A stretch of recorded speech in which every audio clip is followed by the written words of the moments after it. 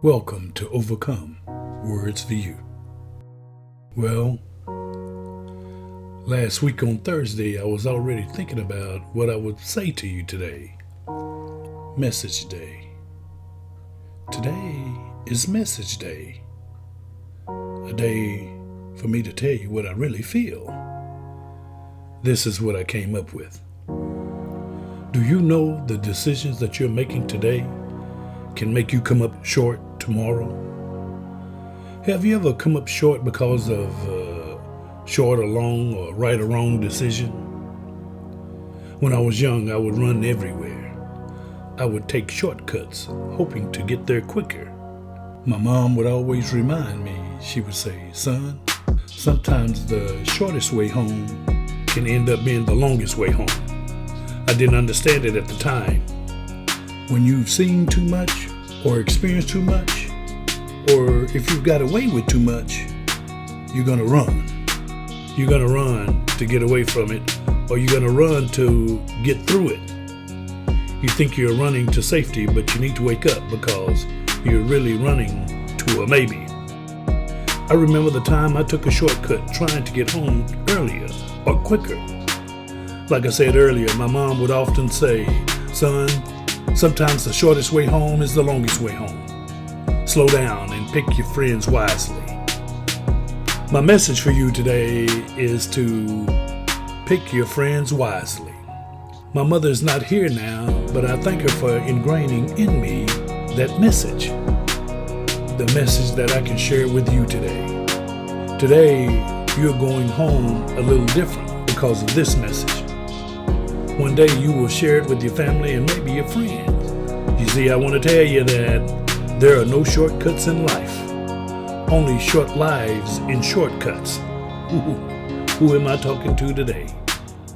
You may have already made a mistake in your life that's serving as a temporary detour.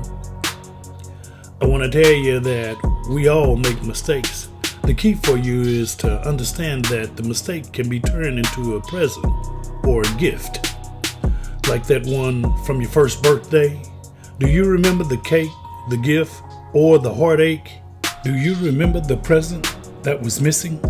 If the present or the gift wasn't the one that you wanted, you will never forget the joy or the pain or the one that was there or the one that couldn't be there. But you will always remember the gain. Today, as you sit in the chair, I want you to know that it's time for you to start gaining. Let's gain from the mistakes made. 5 years from now, no one will remember the small blip that you've experienced on this trip. If you make that change today, make that change in your mind, make a change in your heart, and make a change in your soul. You will soon become richer with better choices. The choices you make become the chances you take, and the chances you take become the choices that you make. Let's talk about definitions. Chance, choice, and luck. Chance is the possibility of something happening. Choice is an act of selecting or making a decision when faced with two or more possibilities. And luck? Luck, success or failure apparently brought by chance rather than through one's own actions. I better say that one again. Rather than through one's own actions. Remember, sometimes the shortest way home is the longest way home. Sometimes shortcuts can lead to a short life. I'm not talking about distance or time. I'm talking about life, about limiting your risk. You see, there are no shortcuts to success. You must pay the price with hard work and sacrifice. Your journey is sometimes more important than your final destination. I hope you caught that. The people you meet along the way are the ones that will attend your wedding, attend your birthdays, attend all your celebrations, and even your funerals. Well, I want to tell you, you should always be proud of who you are or where you come from, especially if you overcame to beat the statistics.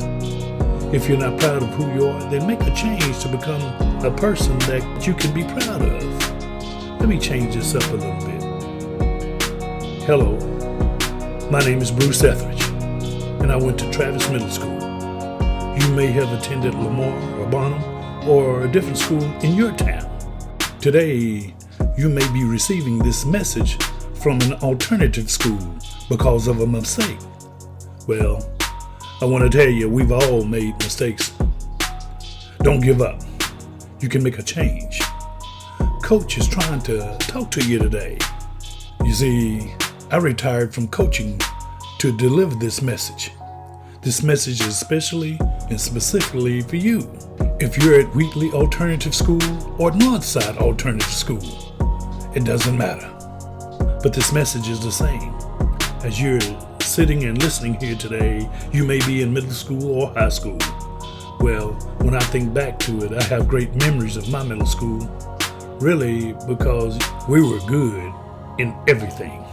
We had good coaches that cared. We had great teachers that taught beyond their subject matter because our lives and our future really mattered. I remember the coaches like Coach Oliver, Hines, Coach Dupree, Coach Coleman, Coach Pleasant, and many others to name a few. I know that you're now sitting and reflecting back on some of your favorite coaches or your favorite teachers. We were lucky, and so are you. I want to tell you that you are lucky today. We had teachers that cared, that taught with a combination of compassion and suspicion. Amen for the suspicion. I'm grateful for that. You see, the teachers cared just enough to get us through. The teachers that you're dealing with today, they care enough to get you through. I hope that you're listening. Not all were perfect, but we learned to adapt. The lessons taught and learned back then helped us to overcome life's unfair bumps and bruises of today. I hope that you're listening because that is what's happening to you. You're being taught some things that can help you overcome life's unfair bumps and bruises. Wake up. Quit looking around and start looking within. You must look within and then begin. Your life matters. We were taught to respect our elders, teachers, respect administrators, or else the SWATs and POPs would remind us of its importance. We were taught to sit down and shut up. We were taught to respect boundary lines. We were taught that we must sit down and shut up so that we could learn. And if we didn't want it, sit down so others could get it. In my experience, immaturity does not want to be left behind, so it will attempt to distract and to disrupt. You see, our parents were not perfect, but our parents would not allow pity or a lack of to be engraved as an excuse. Back in the day, our parents supported the teachers, and our teachers alerted the parents. Now, many parents are supporting the immature behavior that can't be contained at home. It's like that old saying, if you can't beat them, then join them. Man, that's a crazy, irresponsible syndrome. I call it, if you can't change them, then give up or give in and then lose them in confusion. I remember our classmates and friends, we would police ourselves and we would police one another as not to get into trouble. Our classmates and friends would go to other parents and ask them if they would allow our partners or friends if they could please go to the game, the choir concert, the track meet, the neighborhood house party. It didn't matter the interest. We respected and supported others. We supported the band, choir, Spanish club, ag, and all those animals. We strived to learn in our field of interest. We were not jealous. Hello, we were not envious. We were happy because we knew that we were being guided on a path to success. We were not picking colors. We wouldn't pick red or blue to fight black, white, or brown. Today, you have cell phones of distractions. Today, you have music without universal moral standards. Today, you have pants without belt loops, locking you into low-paying jobs that respect low-wearing pants. I hope y'all hear me today. Today, your ears are constantly surrounded and being bombarded with noise. Noise from earplugs, noise from earphones. And now your ears are being surrounded with noise from fake politicians and fake news. Well, today is a new day. Today, we will begin to use those cell phones as a resource to improve our life. We will use those cell phones to stay in contact with someone we love. We will use those cell phones to follow or like someone in our life that is real. Someone that knows our insecurities and understands our hopes and dreams. No longer will you be distracted or be a distraction to a few. Today, because of your family and your teachers, you will see a clear picture of you. The music choices and clothing are yours to blast.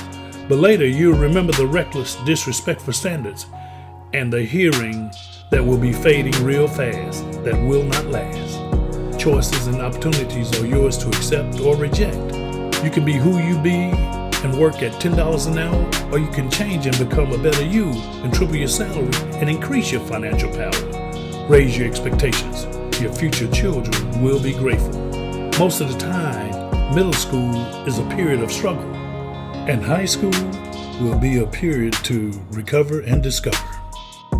You have insecurities that you haven't overcome yet. You have fears that you haven't faced yet. You have things changing in your body that you don't quite understand yet.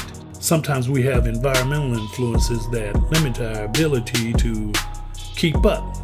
You may have things going on at your home that may trouble you and that you're not in position to change. But I want to encourage you today to just hang in there. Hang on and survive. Your life will soon get better. I encourage you to hang in there because you know the end result can help you achieve your greatness. God bless you today. And I'll talk to you later. Overcome. Words for you.